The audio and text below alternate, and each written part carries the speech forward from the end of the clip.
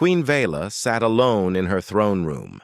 The massive chamber stretched out before her, its walls made of crystal that glowed with soft purple light. Outside the tall windows, 3 moons hung in the dark sky above her empire's capital world. She had ruled the Kalthara Empire for 60 years now, commanding 12 star systems and billions of people. Yet tonight, she felt more alone than ever. Her reflection stared back at her from the polished floor. Violet skin, elegant features, and the luminescent markings that ran along her arms and face, marks that identified her as royalty.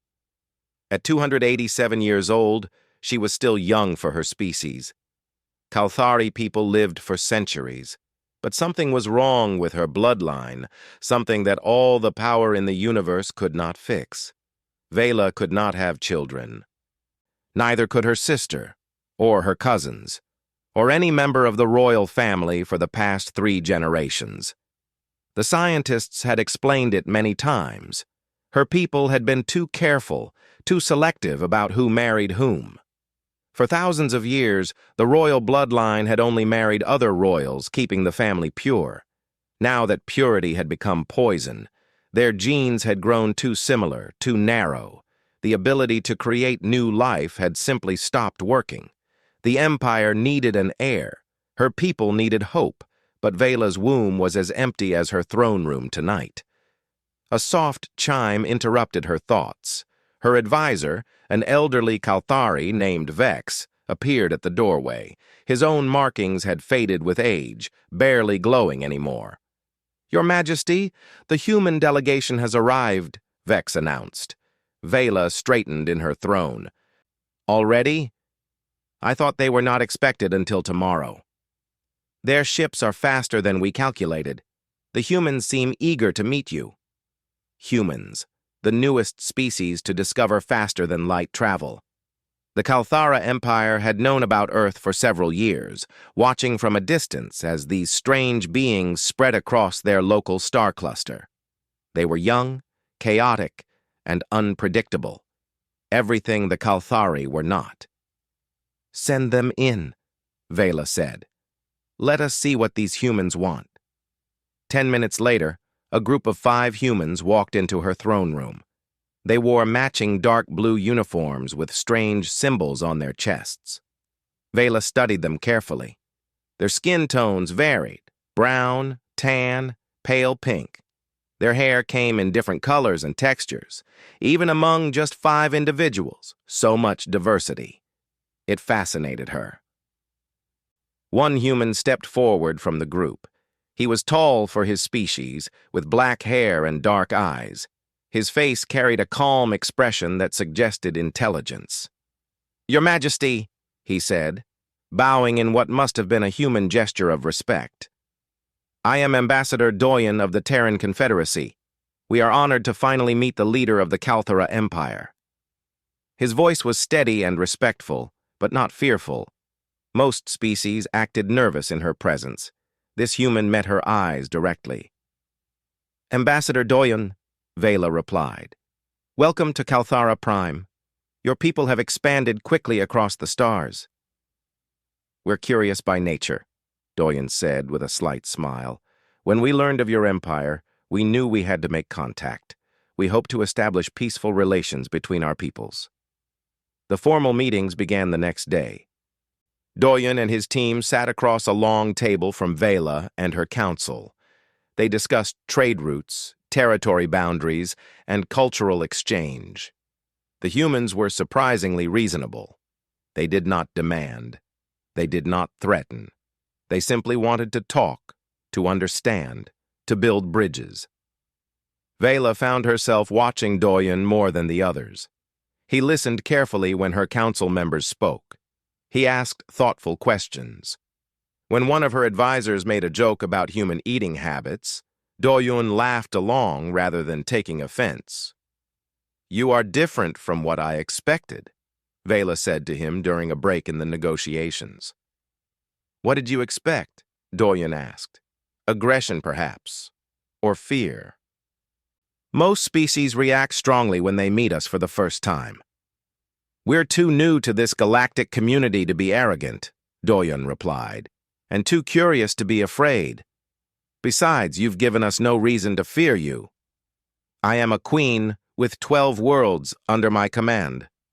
You're also a person, Doyon said simply. Power and position don't erase that. Something strange happened inside Vela at those words. A warmth spread through her chest. Her markings flickered slightly, pulsing in a pattern she did not recognize. Over the following weeks, the negotiations continued. The Terran Confederacy would establish an embassy on Calthara Prime. Trade agreements were signed. Cultural exchange programs were planned. And through it all, Vela and Doyon spent more time together. He showed her images of Earth, blue oceans, green forests, cities of glass and steel. He played her human music, explaining how different cultures on his world created different sounds. He told her stories from human literature, tales of love and loss and triumph. Your people feel so deeply, Vela observed one evening. They sat together in her private garden, away from the formality of the court. You live such short lives compared to us, yet you pack so much emotion into them. Maybe that's why, Doyon suggested. We know our time is limited, so we feel everything more intensely. Do Kalthari not feel the same way? We do, but we control it more, express it less. It is seen as undignified to show too much emotion. That sounds lonely. Vela looked at him in surprise. No one had ever described her life that way before. But he was right. It was lonely. Tell me about your family, she asked, changing the subject. Doyon's face softened. I have a younger sister, Jiwoo. She's in the military, currently stationed on Mars. My parents run a small restaurant in Seoul. They were worried when I took this position, traveling so far from home. You miss them. Every day. But this opportunity, meeting new species, building peace between worlds, it's worth being away from them for a while. You are brave, Vela said. I think you're the brave one, carrying the weight of an entire empire on your shoulders. They sat in comfortable silence for a moment. Above them, the 3 moons had risen, casting silver light across the garden. Vela felt her markings beginning to pulse again, that same strange pattern from before. Doyon noticed. Are you all right? Your markings are glowing differently. I do not know. This has never happened before. Later that night, Vela asked her personal physician to examine her. The doctor, an old female named Kira, studied the patterns with growing amazement. Your Majesty, these markings, they're compatibility patterns. What does that mean? In our ancient history, before royal marriages were arranged, Kalthari would know they had found a genetic match when their markings pulsed in certain patterns. It meant they could produce healthy offspring together. But this hasn't happened in the royal line for over a century. Vela's hearts began beating faster. Are you saying... I'm saying your body recognizes someone as genetically compatible, but that's impossible. There are no compatible Kalthari left for you. That night, Vela lay awake in her chambers. Her markings continued their new pattern, pulsing gently in the darkness. She thought about Doyon, his kind eyes, his gentle humor, the way he treated her like a person rather than just a queen. Could it be? Could her body be responding to a human? It was unimaginable. Humans and Kalthari had evolved on worlds thousands of light years apart. They shared no common ancestor. The very idea of compatibility between their species defied all logic and science. Yet her markings did not lie. They glowed in the pattern of recognition, of possibility, of hope. For the first time in decades, Queen Vela allowed herself to wonder if perhaps, impossibly, she might not be barren after all. The council chamber buzzed with heated debate. 12 of Vela's most trusted advisors sat around the circular table, their markings flickering with agitation. The topic of today's meeting was the growing human presence on Calthera Prime. "These humans are too aggressive in their cultural exchanges," complained Vex, the eldest advisor. "They want to open restaurants, theaters, educational programs. They are changing our world too quickly." "Change is not always bad," countered another advisor named Tira. "The humans bring fresh ideas. Our young people are excited about them. After decades of stagnation, our culture is alive again." Vela listened to both sides but said little. Her mind was elsewhere, thinking about the dinner she would share with Doyun that evening. He had been on Calthera Prime for 3 months now, and the diplomatic negotiations had concluded successfully. Soon he would have to return to Earth to report to his government. The thought made her chest feel tight. "Your Majesty?" Vex's voice interrupted her thoughts. "What is your decision on limiting human cultural activities?" "No limits," Vela said firmly. "The humans have honored every agreement. They show respect for our ways while sharing their own. We will continue to welcome their presence." Vex frowned, but bowed his head in acceptance. As the council dispersed, only Tira remained behind. "My queen, may I speak freely?" "Of course." "The court has noticed how much time you spend with Ambassador Doyen. There is talk." Vela felt her markings warm. "What kind of talk?" "Some say you have developed feelings for the human, that your judgment may be compromised." "My judgment is fine," Vela said coolly. "But you are correct about one thing. I have developed feelings for him." Tira's eyes widened. "Your Majesty, he is human. Whatever you feel, it cannot lead anywhere. Your duty is to—" "My duty," Vela interrupted, "has been impossible to fulfill for 3 generations. Perhaps it is time to consider new possibilities." That evening, Vela met Doyen in the same private garden where they had first shared personal stories. He brought a small device that played soft music from Earth, something he called a piano. The gentle notes filled the air. "This is beautiful," Vela said. "It's a composer named Chopin. This piece is called Nocturne. I thought you might like it." They sat together on a bench carved from white stone. The 3 moons rose slowly above the horizon. "I have to return to Earth soon," Doyen said quietly. "My government wants a full report on our mission here." Vela's markings dimmed slightly. "How long will you be gone?" "At least 6 months, maybe longer, but I'll come back if you want me to."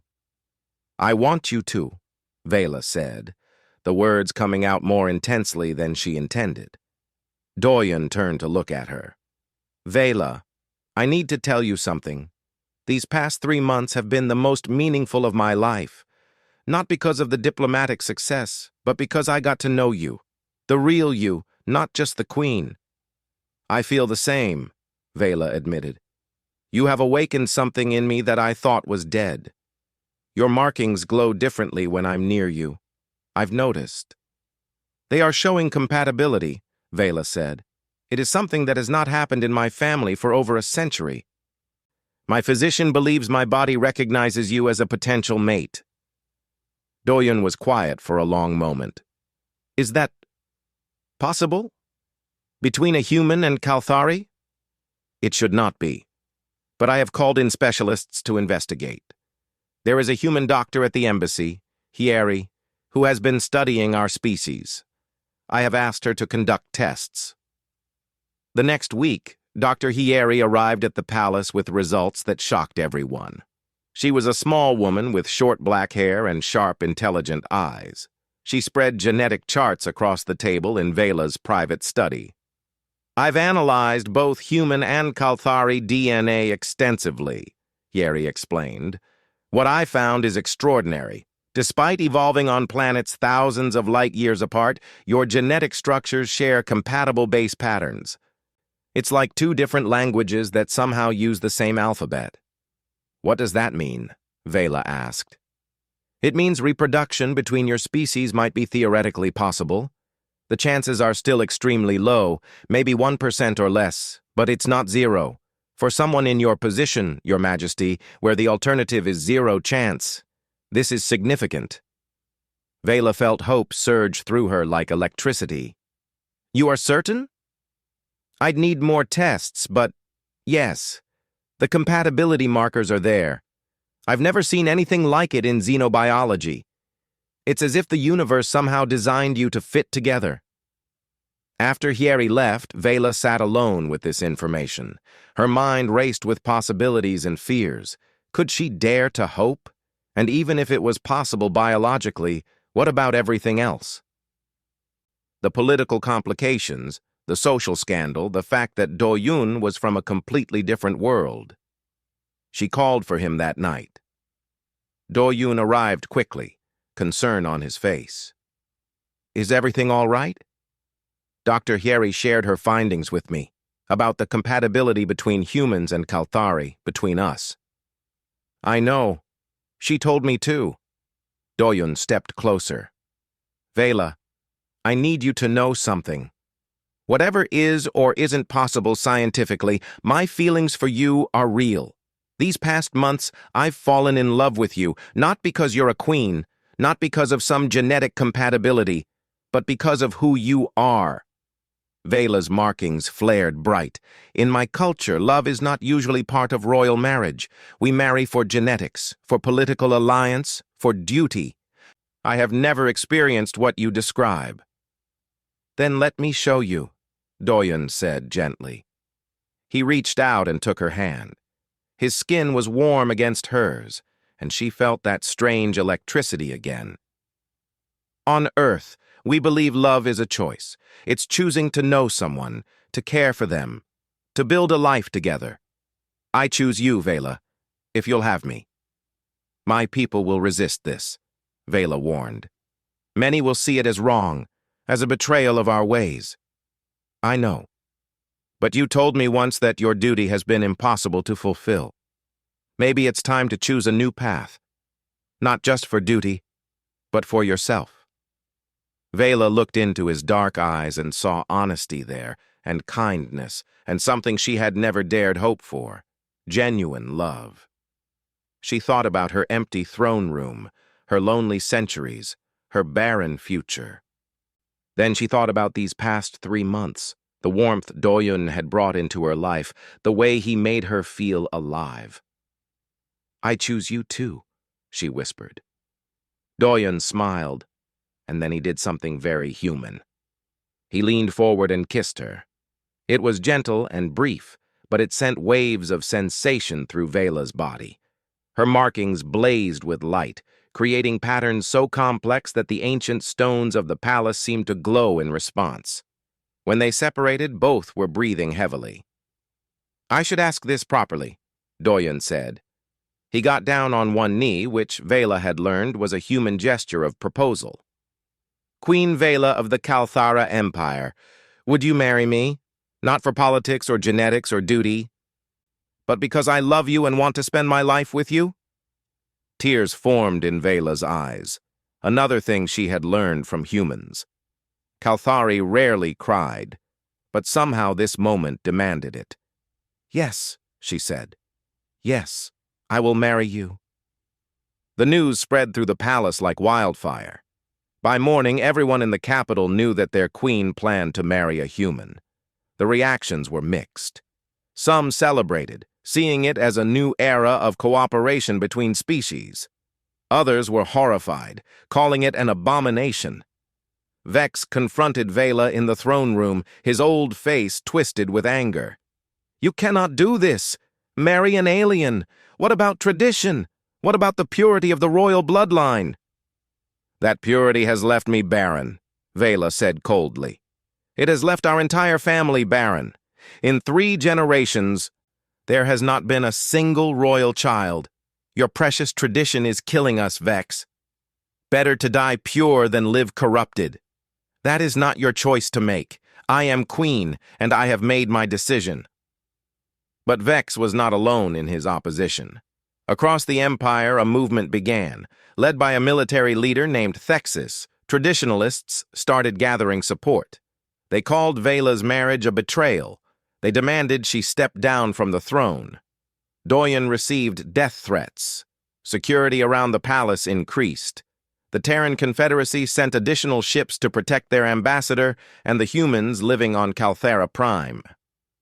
"We can still call this off," Doyen said one night, holding Vela close. "I don't want to put you in danger."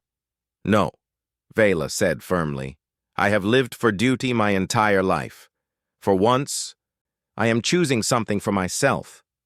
Something that feels right. If they want to fight that, then we fight back. Together? Together." Outside, the three moons shone down on a world that was changing. The impossible was becoming possible. A queen who could not have children had found a human who made her markings glow with the light of compatibility. Now they would face whatever came next, not as queen and ambassador, but as two people who had found love across the stars. The wedding was set for 3 months away. In that time, Vela and Doyen would have to convince an empire that their love was not a betrayal, but a hope. That sometimes the impossible simply needed someone brave enough to try. The royal wedding planners were having a crisis. Master of ceremonies, Crix stood in the Great Hall, surrounded by both Calthari and human decorators, all arguing about traditions. "The crystal harmonics must be aligned with the 3 moons, insisted a Calthari priest. "But the ceremony should include the exchange of rings, like Earth weddings," countered a human coordinator. "Both," said a firm voice from the doorway. Everyone turned to see Doyen entering, with his sister Jiwoo beside him. "We'll honor both traditions. That's the whole point." Jiwoo grinned and patted her brother on the shoulder. She had arrived from Earth 2 weeks ago, bringing with her a warmth and humor that even the stuffiest Calthari nobles found hard to resist. Where Doyen was diplomatic and calm, Jiwoo was bold and cheerful. "My brother is right," Jiwoo announced to the room. "This wedding is about 2 worlds coming together, so we blend everything. Crystal harmonics and ring exchange, Calthari ceremonial armor, and human wedding veils. Everyone gets represented." The planners looked uncertain, but began nodding. When Jiwoo spoke, she had a way of making people agree, but not everyone was agreeing. In a fortress on the northern continent, Warlord Thexis gathered his followers. He was a massive Calthari, his markings dark red instead of the usual purple, a sign of his warrior lineage. "The Queen betrays everything we stand for," Thexis announced to the crowd of soldiers and nobles before him. "She pollutes our bloodline with alien DNA. She spits on the traditions our ancestors died to protect." "What should we do?" asked one of his generals. "We remove her from power. If she will not serve our people properly, then she does not deserve to rule them." Plans were made in secret. Assassins were hired, weapons were gathered. Thexis knew he could not move openly yet. Vela still had too much popular support, but the wedding would provide an opportunity. So much chaos, so many guests, so many chances for violence. Vela knew about the threats. Her intelligence network reported everything to her. She sat in her private chambers with Doyen, reviewing security reports. "Thexis is planning something," she said. "My advisors want to cancel the public ceremony, have a small private wedding instead." "What do you want?" Doyen asked. Vela looked at him. "I want to show our people that this union is not something to hide. I want them to see that different species can love each other, can build something beautiful together. Then we do the public ceremony. But we increase security. That might not be enough. I was a military officer before I became a diplomat," Doyen reminded her. "I know how to protect you. This is not your fight alone." "Yes, it is. You're going to be my wife. Your fight is my fight now." The next 2 months passed in a blur of preparation and tension. Death threats arrived daily. 3 assassination attempts were stopped before they could get close to Vela. The Terran Confederacy sent a battle group to orbit above Calthera Prime, making it clear they would protect their ambassador. But there were bright moments, too. Jiwoo helped Vela understand human wedding traditions, laughing as she explained the custom of something old, something new, something borrowed, something blue. On Earth, brides wear white to symbolize a new beginning, Jiwoo explained. But you could wear your traditional crystal armor, too. Combine them. Would that look strange? It would look amazing. Trust me. Dr. Hyeri continued her research, running more tests on both Vela and Do-Yun. One afternoon, she called them both to her laboratory with an excited expression. "I've made another discovery," Hyeri said. "Your genetic compatibility isn't just theoretical anymore. I've run simulations. If you two were to conceive a child, the probability is actually around 10%, much higher than I initially thought." Vela felt her heart skip. 10%? For someone who was told she had 0% chance, that's a miracle. I can't guarantee anything, but the possibility is real. After Hyeri left, Vela and Do-Yun sat in stunned silence. "A child," Vela whispered.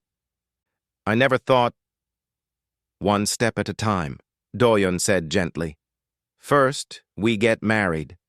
Then we see what the future brings." The wedding day arrived with Calthara Prime's 3 suns rising in perfect alignment, an event that only happened once every 30 years. The Calthari took it as a sign from the universe itself. The ceremony would take place in the Grand Plaza outside the royal palace. Thousands of citizens gathered, both Calthari and human. Ships filled the sky, broadcasting the event across the Empire and back to Earth. Vela stood in her preparation chamber, looking at herself in the mirror. She wore the traditional crystal armor of Calthari royalty, each piece humming with ancient power. Over it, she wore a flowing white silk veil that Jiwoo had brought from Earth. The combination was striking, alien and human, tradition and innovation all in one. "You look incredible," Jiwoo said from behind her. "My brother is a lucky man." "I am the lucky one," Vela replied. "He has given me hope when I had none." Outside, Do-Yun waited at the altar.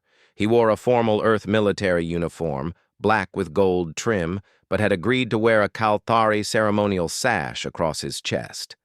His heart pounded as he watched the palace doors. Then the doors opened, and Vela emerged.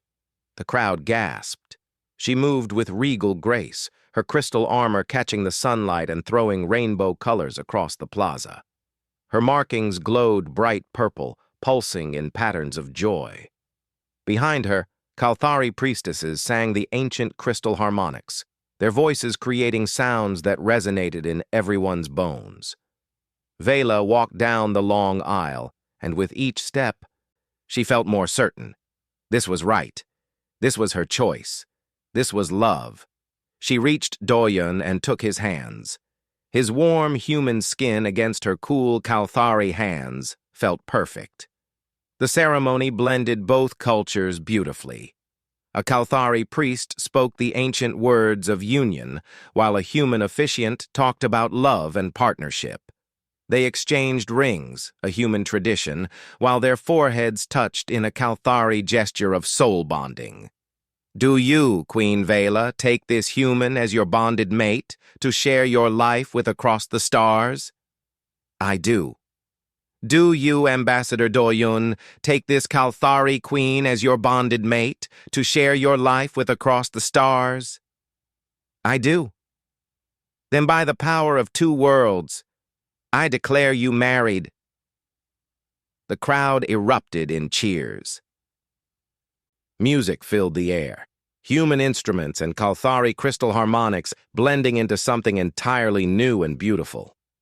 Do-Yun pulled Vela close and kissed her, and her markings blazed so bright that people in the back of the plaza could see them clearly.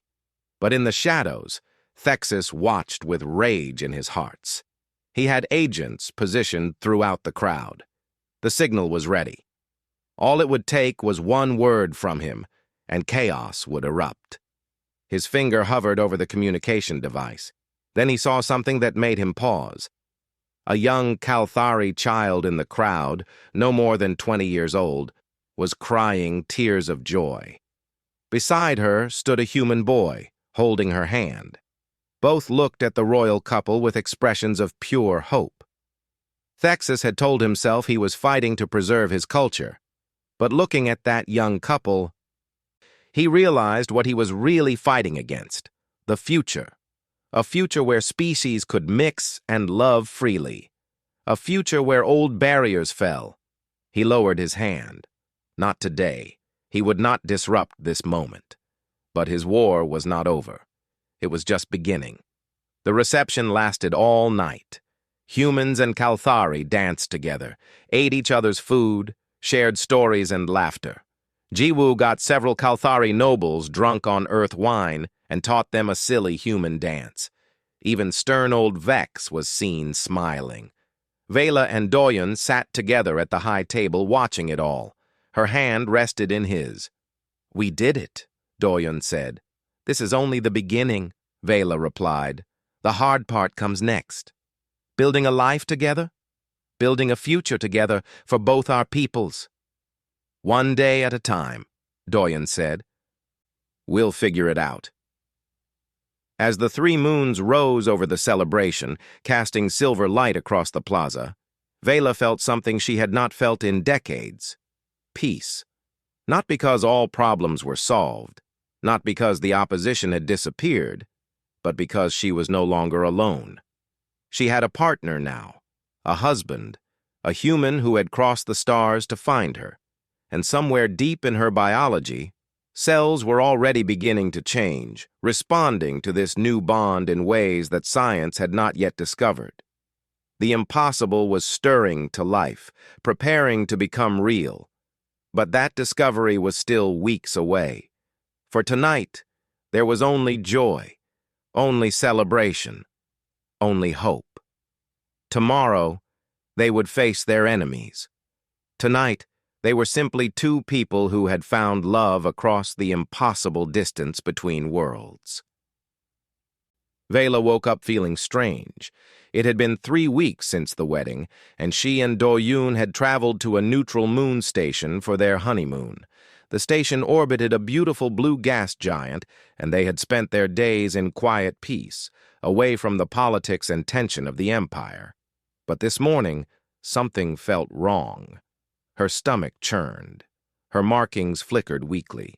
When she tried to stand, dizziness overwhelmed her. "Do-yoon," she called out weakly.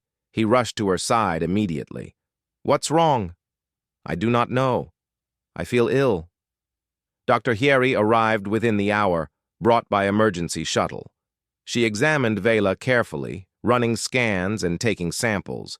Her expression grew more amazed with each test. "Your Majesty," Hyeri finally said, her voice shaking slightly. "You're pregnant." The room went silent. Vela stared at the doctor, unable to process the words. That's not possible," Vela whispered. "It shouldn't be possible. But it is. The scans are clear. You're carrying a hybrid child. Human and Kalthari DNA are combining inside you right now." Do-yoon sat down heavily, looking shocked. It's only been 3 weeks. Kalthari reproduction happens faster than human," Hyeri explained. "The embryo is already developing. This is unprecedented. I need to monitor you constantly. We have no idea what complications might arise." The news spread quickly. When they returned to Kalthera Prime, the reaction was explosive. Citizens celebrated in the streets. The impossible had happened. Their barren queen was going to have a child. But with joy came danger. Thexus saw the pregnancy as the final insult. He had held back during the wedding, but now he acted. Within days of the announcement, his forces attacked military installations across the empire. Bases that supported Vela were destroyed. Ships loyal to her were sabotaged. The civil war began with fire and blood. "We need to get you to safety," Doyen insisted as reports came in of Thexus's attacks. "You're pregnant. You can't be in danger." "I am the queen," Vela said firmly, though her hand rested protectively over her still flat stomach. "I cannot hide while my people fight." "You're also carrying our child. Please, Vela, for the baby." She finally agreed to stay in the most secure part of the palace, protected by layers of shields and guards. But she refused to be silent. From her chambers, she broadcast messages to her people, calling for unity, promising a future where all species could live together. The empire split into two factions. The loyalists supported Vela and the promise of a new era. The traditionalists followed Thexus, preferring death to change. Battles raged across 12 star systems. The Terran Confederacy sent their fleet to support Vela. Human ships fought alongside Kalthari vessels. Doyun, despite his wife's pregnancy, could not sit idle. He took command of the combined human Kalthari forces, using tactics that blended both species' military doctrines. "Humans fight differently than we do," observed General Crix, a Kalthari military leader who had pledged loyalty to Vela. "You use deception, misdirection. We prefer direct assault." "Then we combine both," Doyen said, studying the tactical displays. "We'll use Kalthari strength with human cunning. Thexus won't know how to counter it." The strategy worked. Battle after battle, the loyalist forces gained ground. But the war was brutal. Cities were damaged. Ships were destroyed. Thousands died on both sides. Back at the palace, Vela's pregnancy grew more complicated. The hybrid child was developing in ways that confused both human and Kalthari medicine. Some days, Vela felt strong. Other days, she could barely leave her bed. Dr. Hieri worked constantly, studying the developing fetus. "The baby is healthy, but it's growing faster than a human child would. Your Kalthari biology is accelerating the pregnancy. You might give birth in 6 months instead of 9.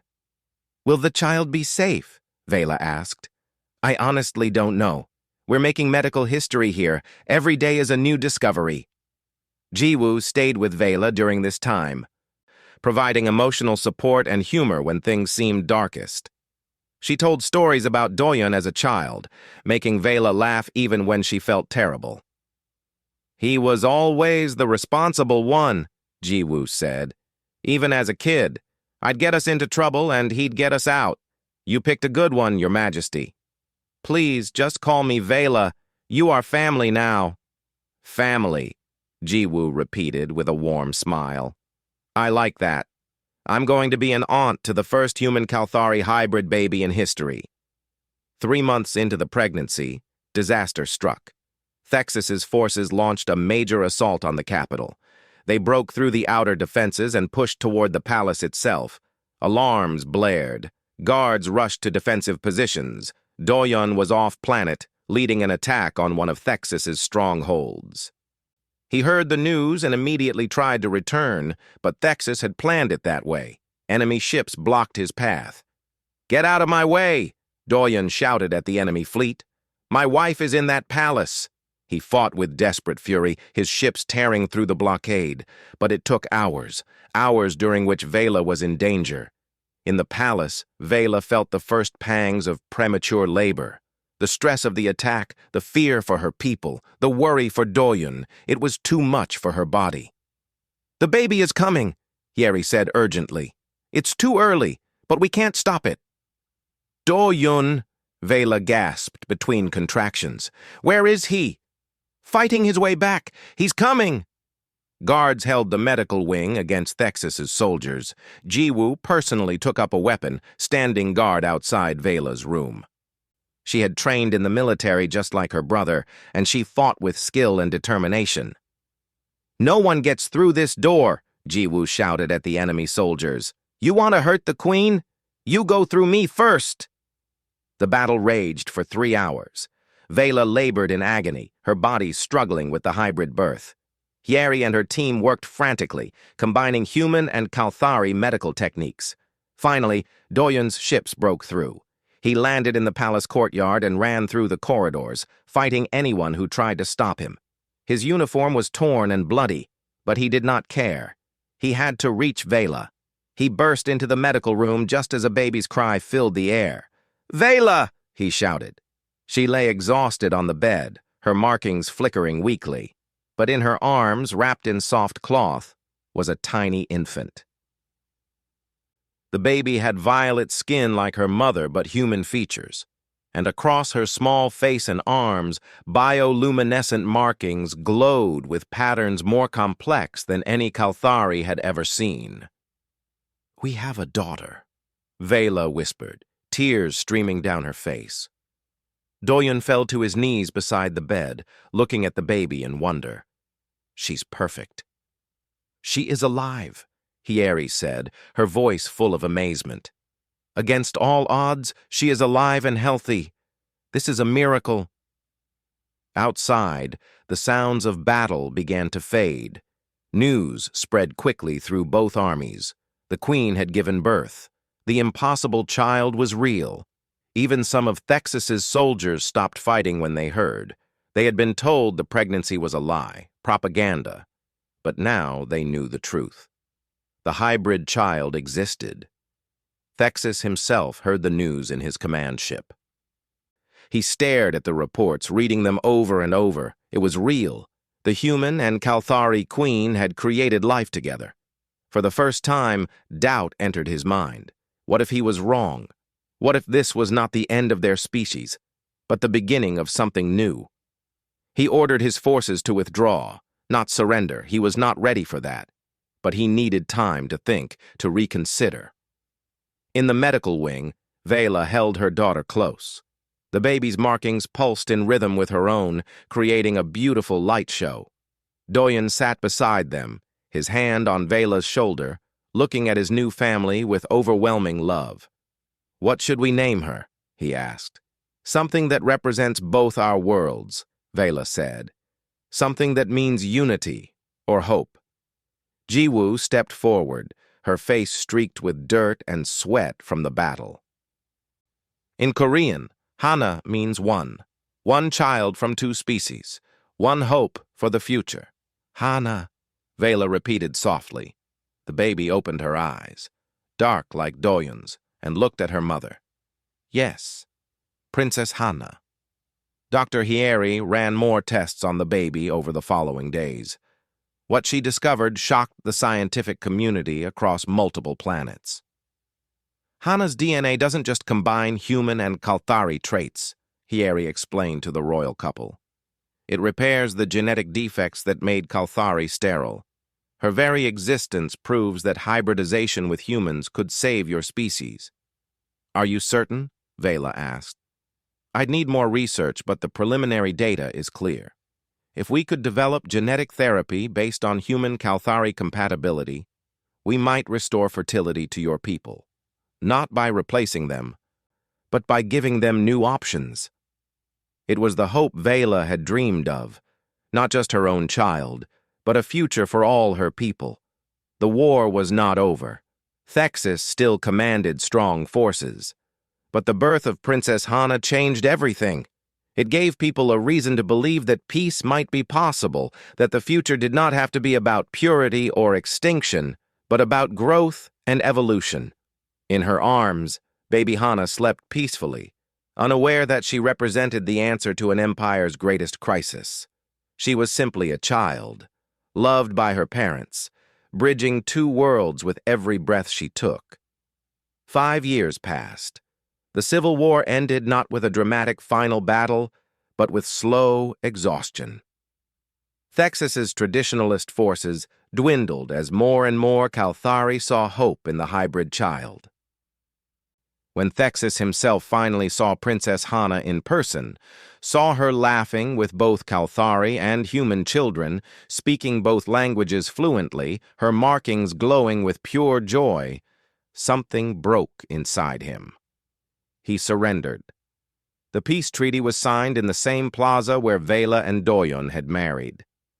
Thexis knelt before the queen, and she forgave him, not because he deserved it, but because the future needed reconciliation more than revenge.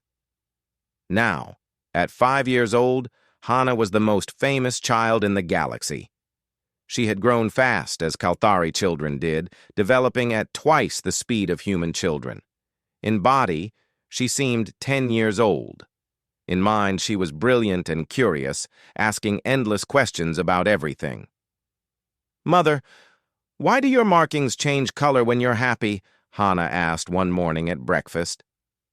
Vela smiled. "They reflect our emotions. It is how Kalthari communicate feelings without words."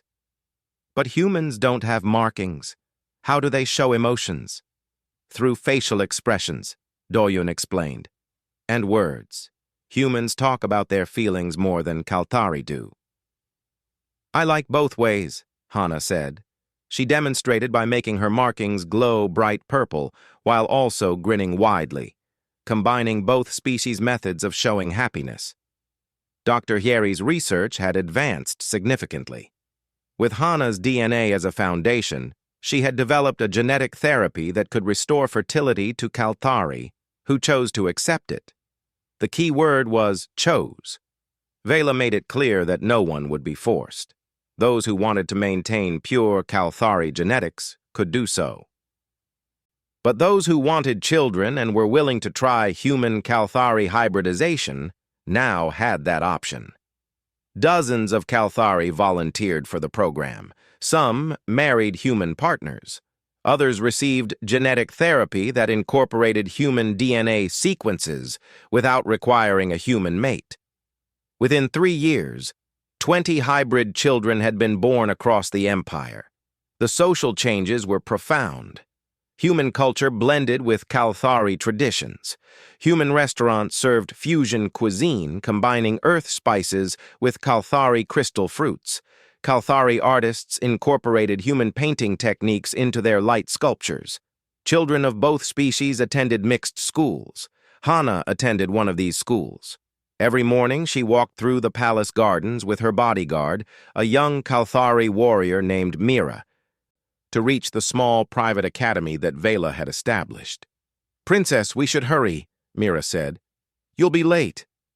"I'm coming," Hana called back. She was examining a flower that grew in the garden, a hybrid plant that only existed because human and Kalthari botanists had worked together. At school, Hana's best friend was a human boy named Taemin. His parents were scientists who had moved to Kalthara Prime to work on the genetics research. Taemin was shy and quiet, the opposite of Hana's bold personality. "Did you bring your homework?" Hana asked him. "Yes. Did you?" "I forgot," Hana admitted sheepishly. "I was reading a book about Earth history last night. It was so interesting I lost track of time." Their teacher, an elderly Kalthari woman named Instructor Nix, was patient but firm. "Princess or not, Hana, you must complete your assignments." "Yes, Instructor Nix. I'm sorry." "Tell me what you learned about Earth history instead." Hana brightened. "Humans had hundreds of different cultures. They fought wars with each other, but they also shared music and stories and food. Eventually, they united into one planetary government. Do you think the Kalthari could have done that?" "The Kalthari did do something similar, thousands of years ago," Nix explained. "We united our clans into one empire, but we did it by making everyone the same. Humans did it while keeping their differences. That is the more difficult path, but perhaps the better one." That evening, Hana sat with her parents in their private chambers. She loved these quiet times when it was just the three of them, away from the formality of court. "Father, tell me about Earth," Hana said, curling up beside Doyun. "What do you want to know?" "Everything. Is it really covered in water? Aunt Jiwoo said you can swim in oceans." "Most of the surface is ocean, yes, and we can swim in it, though you have to be careful. Earth has sea creatures that can be dangerous." "I want to visit someday," Hana said wistfully. "See where you came from."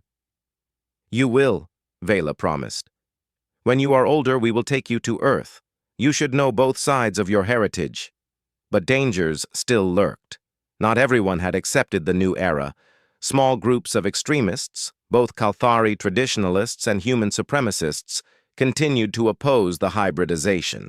Most were harmless, just angry voices with no power, but some were more dangerous. And beyond the Empire's borders, other species watched with interest.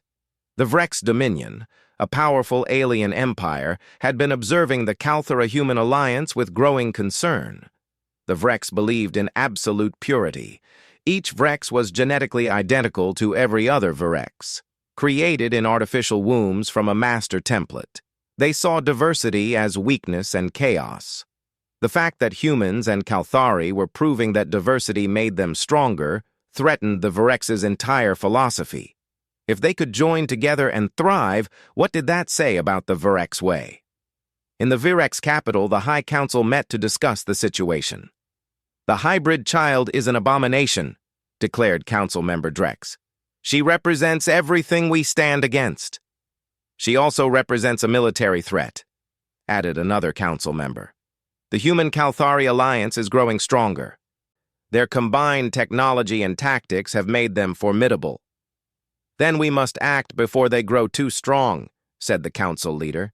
"We will study this hybrid, capture her if possible, learn what makes her genetics work, then use that knowledge to destroy her kind." The Vrex began planning. They sent spies into Kalthara Prime, disguised as traders and diplomats. They studied the palace security, the princess's routines, the weak points in the Empire's defenses. Hana had no idea she was being watched. She continued her normal life, school, playtime with Taman, lessons in both human and Kalthari customs. She learned to fight with Kalthari crystal blades and to negotiate like a human diplomat. Her parents wanted her prepared for anything. One afternoon, Hana was in the palace gardens with Taman when she noticed something strange.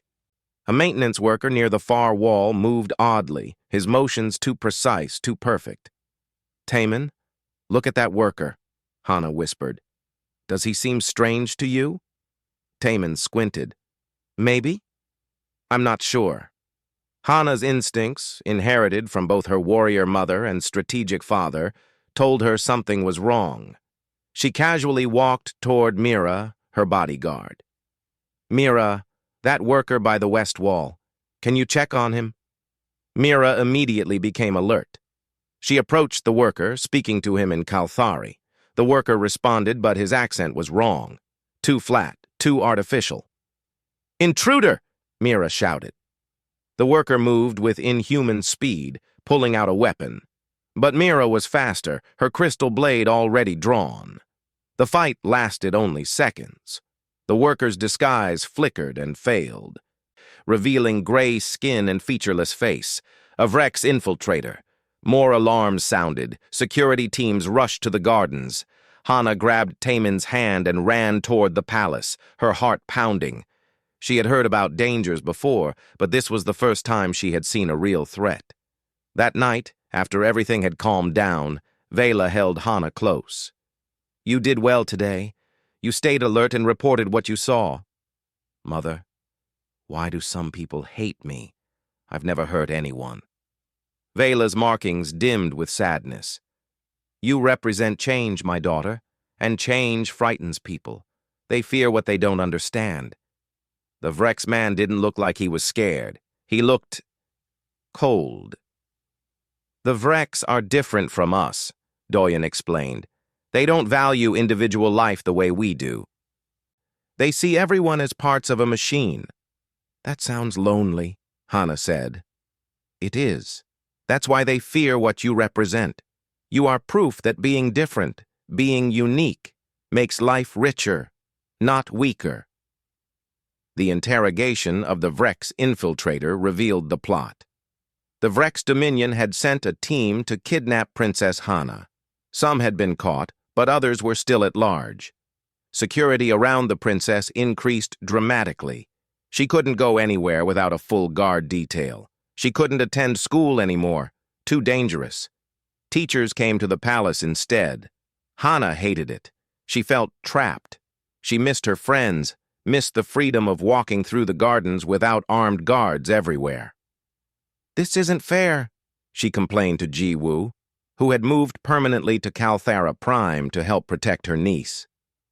"I know, kid," Ji-woo said sympathetically, "but your parents are terrified of losing you. You're not just their daughter. You're a symbol of hope for two species." "I don't want to be a symbol. I just want to be Hana." "You're both. That's the hard part about being special." 2 weeks later, the remaining Vrex infiltrators made their move. They struck during the night using advanced technology to bypass security systems. By the time the alarms sounded, they were already inside the palace, and Hana's room was their target. The young princess woke to the sound of crystal blades clashing with Vrex weapons. Through her window, she saw explosions in the distance. The attack was bigger than anyone had expected. Someone pounded on her door.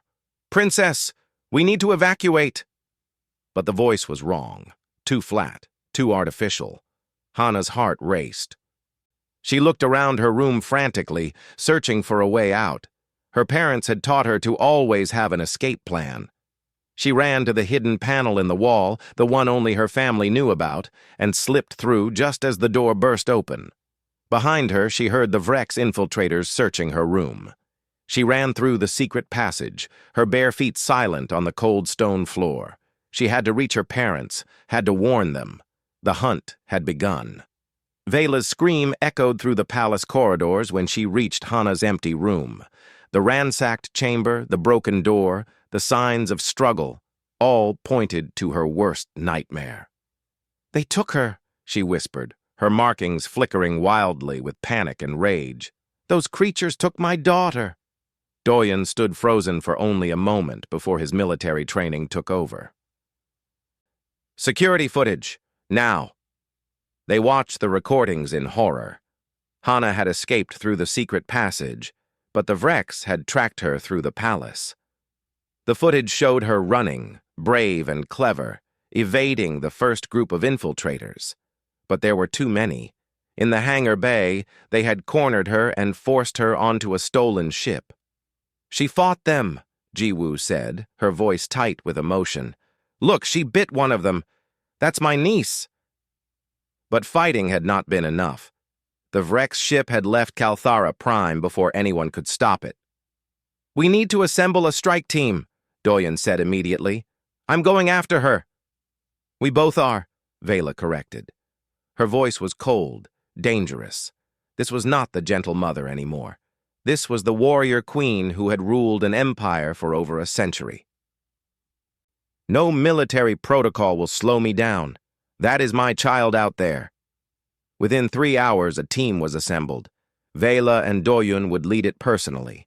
Joining them were Ji-woo, now a highly decorated Special Forces officer; Mira, Hana's loyal bodyguard who blamed herself for the kidnapping; and Karix, the Kalthari general who had fought beside them in the Civil War. They also brought Dr. Hyeri. If Hana was injured, they would need immediate medical support. The team consisted of 20 fighters total, all volunteers, all the best warriors from both human and Kalthari forces. They carried the finest weapons, flew the fastest ships. "How do we find her?" Ji-woo asked as they prepared to depart.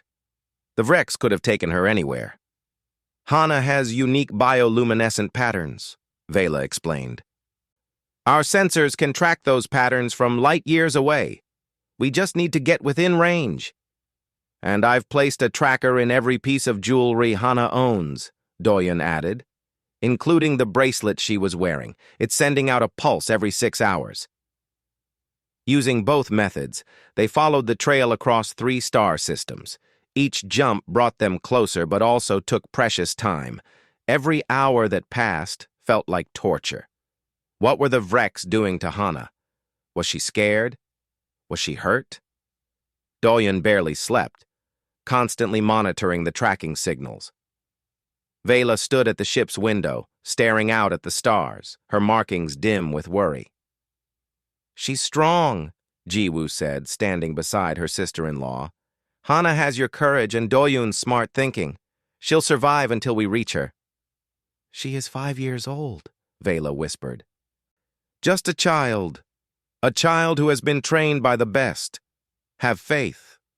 Meanwhile, in a Vrex research station orbiting a dead planet, Hana was indeed using every lesson her parents had taught her. The Vrex had placed her in a cell, but they had underestimated her intelligence. She studied the guards' routines. She noticed that one guard always came exactly 20 minutes after the last. She observed the door mechanism, understanding how it worked, and she waited for an opportunity. The Vrex scientists were fascinated by her. They took samples of her blood and DNA but did not physically harm her. Their leader, a tall Vrex named Commander Vril, visited her cell regularly. "You are an interesting specimen," Vril said in flat, emotionless tones. "Your genetics should not exist. Two species cannot merge successfully." "But we did," Hana replied bravely, though her voice shook slightly. "I exist. That means you're wrong. You exist as an aberration, a mistake.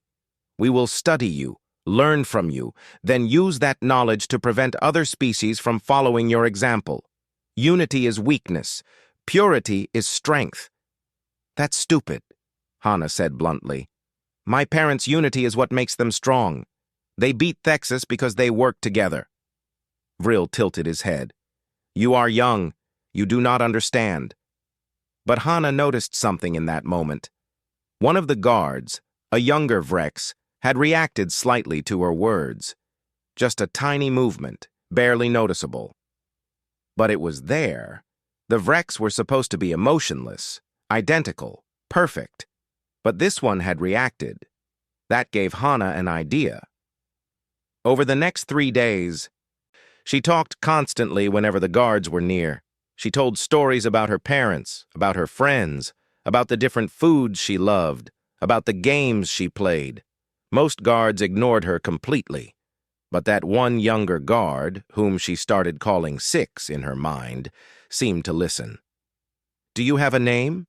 Hana asked Six directly one day. "We do not use names, we are designated by numbers. I am Unit 4729.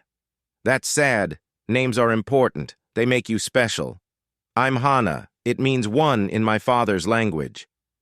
"Names are unnecessary. We are all the same."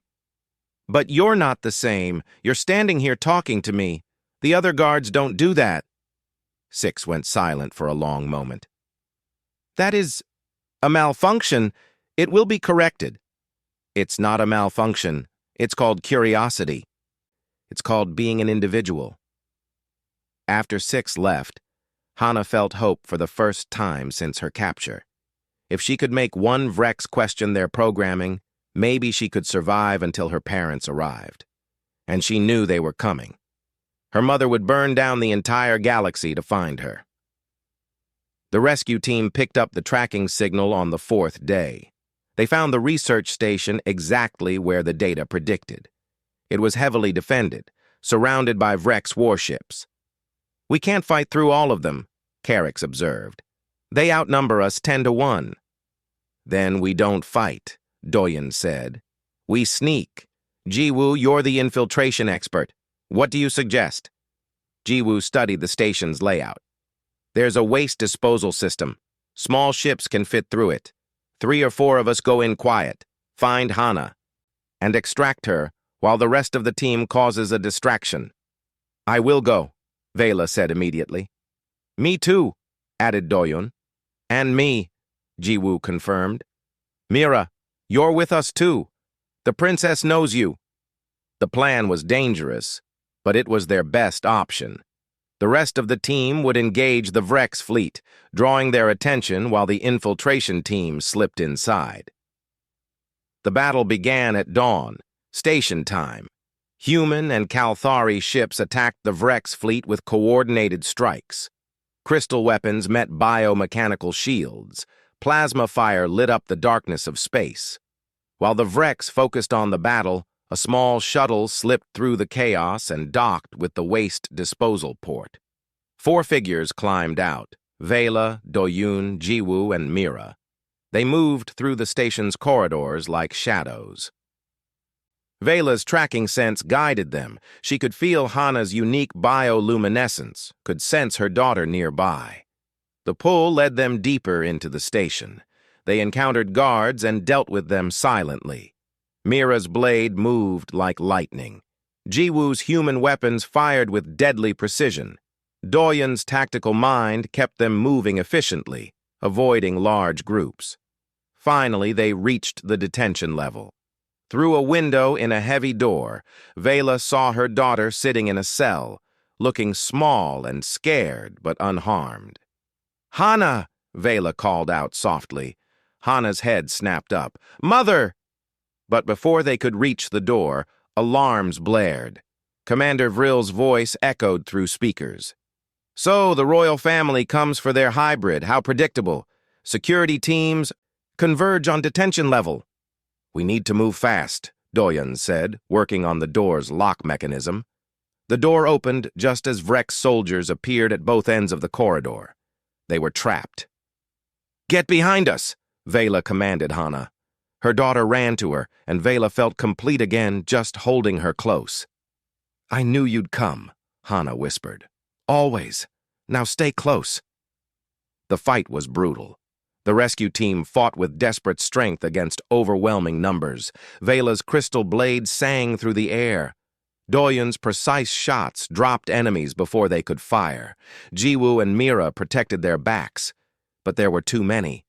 They were being pushed back, overwhelmed. Then something unexpected happened. One Vrex soldier stepped out of formation and fired at the other Vrex. It was Six. "This way," Six called to the rescue team. "I know a route to the hangar." "Why are you helping us?" Vela demanded, not trusting. "Because she made me question," Six said, gesturing to Hana. "She made me wonder if we Vrex have been wrong, if being identical is not strength, but a cage." There was no time to debate. They followed Six through maintenance tunnels and service corridors. Behind them, Commander Vrill's angry shouts echoed as he led the pursuit.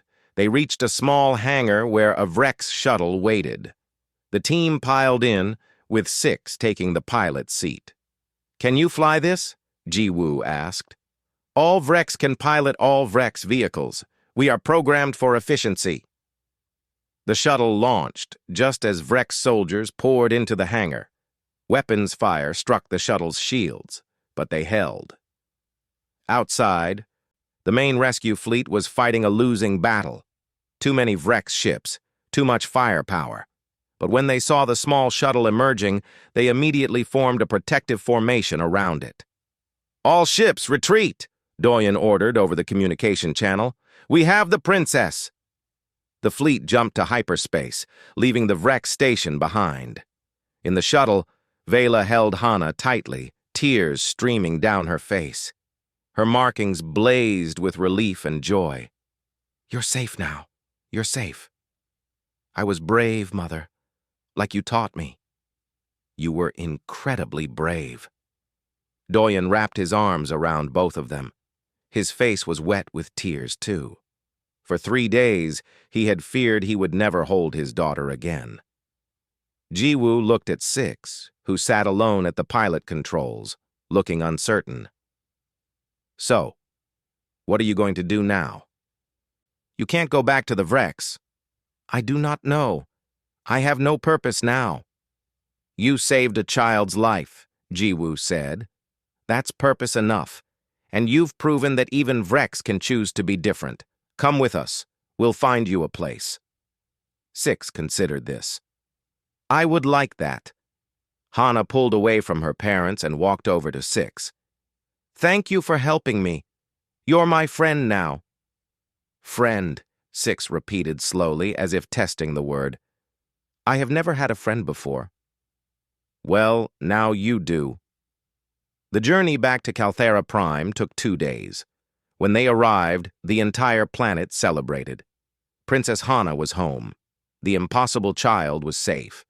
But everyone knew this was not over. The Vrex Dominion had shown its hostility. Commander Vrill had escaped. The threat remained. Still, they had won this battle.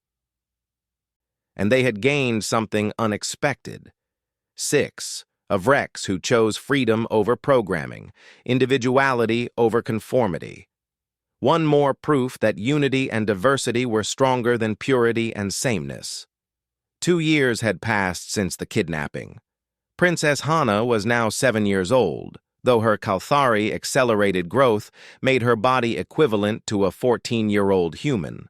She stood tall and confident, her violet skin glowing with health, her markings creating patterns that seemed to dance with her emotions. The galaxy had changed dramatically in those years.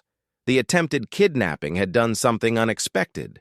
It unified the human-Kalthari alliance like nothing else could. Citizens of both species had watched in horror as the Vrex tried to steal their princess. When she returned safely, the celebration had lasted for weeks. But more importantly, it created a shared story, a shared trauma, and a shared triumph. Now, Kalthari and humans truly felt like one people. In the 2 years since, 50 more hybrid children had been born across the Empire. The genetic therapy program had expanded, with hundreds of Kalthari volunteering to receive treatment. Birth rates were climbing. The extinction crisis was ending. The Kalthara Empire had officially renamed itself the Kalthara Commonwealth. The government had been restructured to include human representatives at every level. The old caste system, which had kept different Kalthari classes separate for millennia, had been abolished. Anyone, regardless of species or birth, could now rise based on merit. It was revolution, but a peaceful one. Vela stood on the balcony of the royal palace, watching the city below. Human vehicles mixed with Kalthari crystal flyers. The architecture blended both styles. Earth's practical designs merged with Kalthari's flowing, organic structures. In the markets, merchants sold fusion foods, combining recipes from both worlds. "It is beautiful," she said to Doyun, who stood beside her. "Sometimes I cannot believe how much has changed." "You made it happen," Doyun replied, taking her hand. "You had the courage to choose a different path. We made it happen, together." Below them, Hana walked through the palace gardens with Taman and Six. The young Vrex had become Hana's constant companion and protector. Over 2 years, Six had slowly developed a personality, shedding the Vrex conditioning to become someone unique. Six still looked like other Vrex, gray skin, featureless face, but the way Six moved, spoke, and thought was entirely individual now. "Six, look at this flower," Hana called out. "It's a hybrid just like me, Kalthari crystal bloom crossed with earth roses. Isn't it amazing?" "It is. Pretty," Six said slowly. Aesthetic appreciation was still new. "The colors are pleasant." Taman laughed. "You're getting better at compliments, Six." "I am practicing. Hana says compliments make friends happy." "You're doing great," Hana assured, patting Six's arm. Mira watched over them from a respectful distance. The bodyguard had never forgiven herself for the kidnapping, even though everyone else had. She had dedicated herself to ensuring it never happened again. That afternoon, Hana attended a special ceremony at the Commonwealth Assembly. It was the 10th anniversary of her parents' wedding, and the government had declared it a holiday celebrating unity between species. Hana had been asked to give a speech. She stood at the podium looking out at thousands of faces, Kalthari, human, and hybrid. Cameras broadcast her image across the entire Commonwealth and back to Earth. She felt nervous but excited. "Hello, everyone," she began. "My name is Hana. Most of you know me as the princess, or the hybrid child, or the symbol of unity. But I want to talk to you today just as Hana, a girl who happens to have an interesting family." The crowd laughed warmly. "When I was born, people said I was impossible. Humans and Kalthari couldn't have children together. Science said it wouldn't work. But my parents didn't listen to what was impossible. They listened to their hearts. They loved each other. And that love created me." She paused, gathering her thoughts. Now there are dozens of children like me, hybrid kids who are growing up with the best of both worlds. We can glow like Kalthari and laugh like humans. We speak both languages. We understand both cultures. And you know what? It's amazing. Applause rippled through the audience. But I want to talk about what being hybrid really means. It's not just about genetics. It's about understanding that differences make us stronger. My Kalthari mother taught me discipline and honor. My human father taught me creativity and curiosity. From both, I learned that family isn't about being the same. It's about choosing to love each other anyway. She looked directly at the camera, knowing her words would reach beyond the Commonwealth. There are people in the galaxy who fear what we represent. The Vrex Dominion still believes that purity is strength, that being identical is the only way. They're wrong. I know they're wrong, because I've lived it. I've seen what happens when different people work together, when they share ideas, when they build something new. The crowd was completely silent now, hanging on every word. My best friend Taman is human. My protector Six was Vrex but chose to be free. My bodyguard Mira is Kalthari. My family includes both species. We are not weaker because we're different. We are stronger because we bring different strengths to the table. Hana smiled, her markings glowing bright. So to everyone watching, whether you're in the Commonwealth or beyond, I want to say this. The future doesn't belong to one species or one way of thinking. The future belongs to everyone willing to build bridges instead of walls. It belongs to people who choose love over fear, cooperation over isolation, and hope over despair. She raised her hand, where her hybrid genetics showed clearly. Violet skin with human bone structure, markings that pulsed with emotion. I am proof that the impossible can become real. If my parents could create me against all odds, imagine what we can create together as a civilization. Thank you. The applause was thunderous. People stood, cheering. Humans and Kalthari embraced each other. Hybrid children waved flags of the new Commonwealth, a symbol that combined stars from Earth's flag with crystal patterns from Kalthari heraldry. Backstage, Vela hugged her daughter tightly. That was perfect. You think so? I was really nervous. You were magnificent, Doyun said, joining the hug. You're going to be an amazing leader someday. About that, Hana said, pulling back to look at her parents seriously. I've been thinking, when I grow up, I don't want to just rule from a throne. I want to explore. I want to visit other species, other worlds, show them what we've built here, maybe help them find their own paths to unity. Vela and Doyun exchanged glances. They had known this day would come, the day their daughter would want to forge her own path.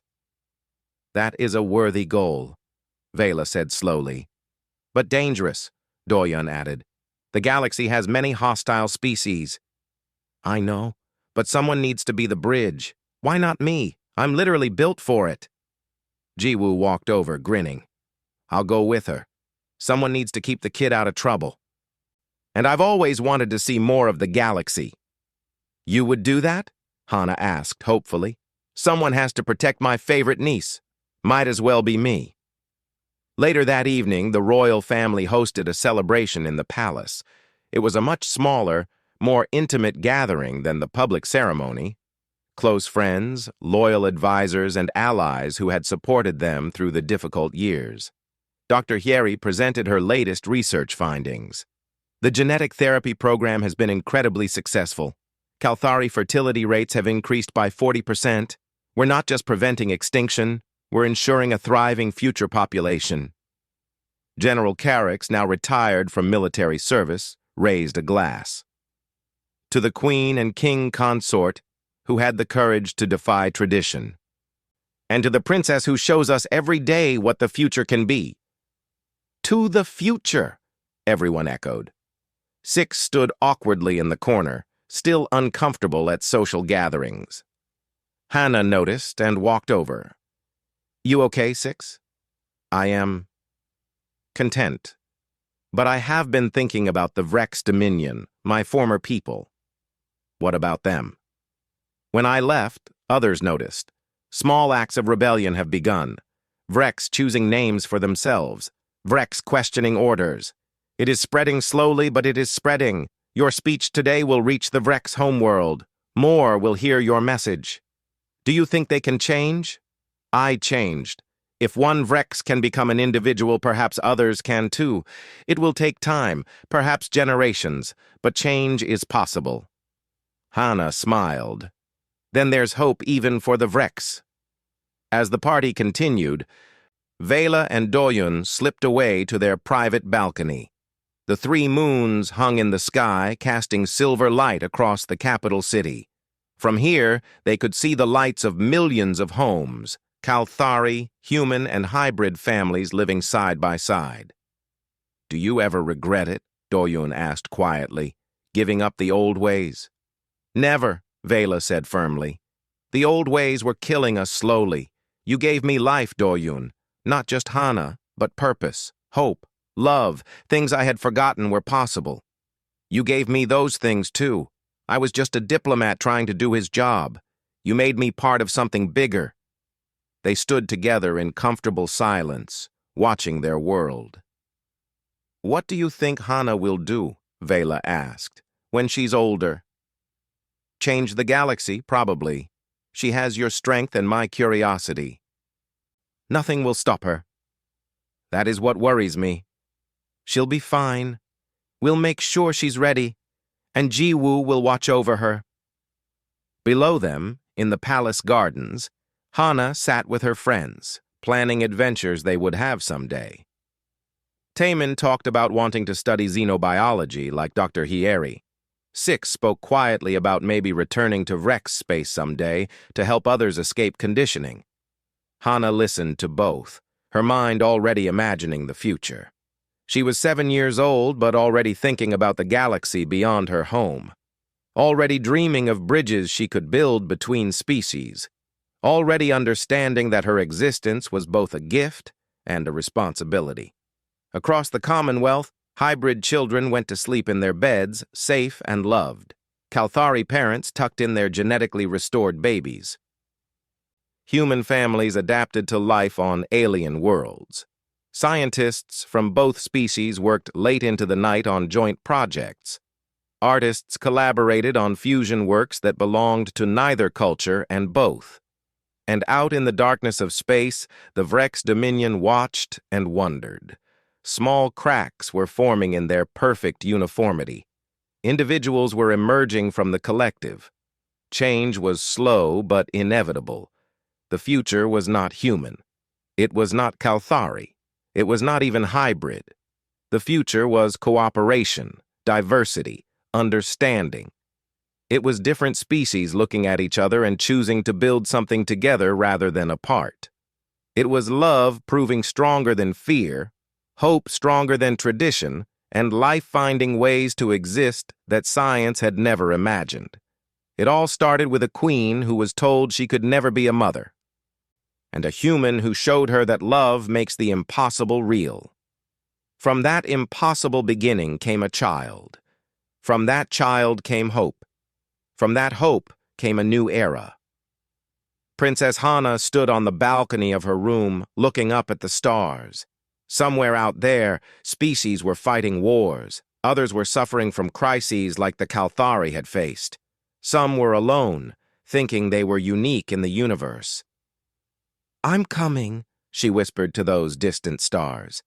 "When I'm ready, I'm coming to show you what we learned here, that you don't have to be alone, that working together is better than standing apart, that the impossible is just something we haven't figured out yet." Behind her, in a frame on her wall, hung a picture of her parents on their wedding day. Vela, in her crystal armor and white veil, Doyun in his dress uniform. Both looking at each other with expressions of pure love and hope. That picture represented everything Hana believed in, everything she wanted to share with the galaxy.